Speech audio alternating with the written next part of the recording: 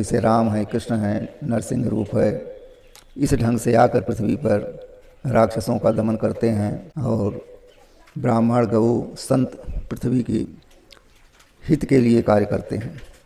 यही धर्म है। इन लोगों का जब किसी ढंग से निर्वाह होता है तब धर्म की उत्पत्ति अपने आप हो जाती है।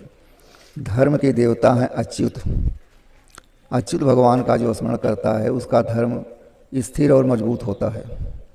अन्य देवताओं के पूजा करने से धर्म डावाडोल रहता है, लेकिन अच्युत भगवान के स्मरण मात्र से ही धर्म पराकाष्ठा पर हो जाता है। धर्म के अनेक अर्थ हैं, लेकिन आध्यात्म का जो धर्म है ये पूर्ण कारक है।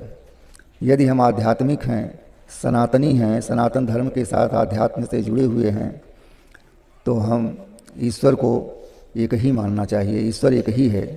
इस पूरे जगत में सत्ता एक की है, उसमें दूसरे की नहीं सत्ता है। और उस सत्ताधारी नारायण को हम जब मंत्रोच्चारण के द्वारा प्रसन्न करते हैं तो हमें पूर्ण लाभ मिलता है और हम भी उनके धाम को जाते हैं। नारायण का सतधाम है। सतधाम में यदि भक्त पहुंच जाता है तो वह पुनर्जन्म न विद्यते, फिर उसका जन्म नहीं होता।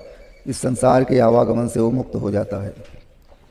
मुक्ति या स्वर्ग पाने पर जब तक भक्ति आपके अंदर है, पुण्य कर्मों का संचित धन है, तब तक आपको उस स्वर्ग या मुक्त द्वार में रहना पड़ता है। उसके बाद पुनः जो है संसार में ढकेल दिया जाता है और आवागमन से वो मुक्त नहीं हो पाता। तो इसलिए हर साधक को, हर जीव को ये चाहिए कि यदि मैं आध्यात्म में जुड़ा हुआ हूँ, ईश्वर से हमारी आस्था बनी हुई है, तो हम नारायण का जाप करें। इस कलिकाल में जप ही मेन है। नाम उच्चारण ही से कल्याण होगा, क्योंकि अन्य युगों में बहुत से धर्म बताए गए, बहुत से संस्कार बताए गए, लेकिन वो सब कलिकाल में नहीं हो पा रहा है।